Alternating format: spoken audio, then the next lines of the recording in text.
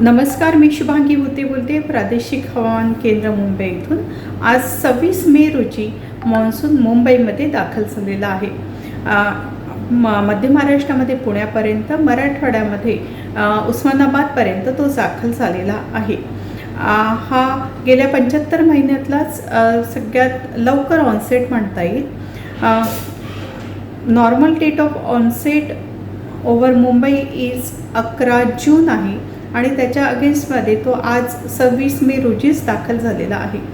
आणि आता current synoptic situations आहे त्याच्या अनुषंगाने रायगड, मुंबई, ठाण्याला रेड अलर्ट जारी केलेला आहे।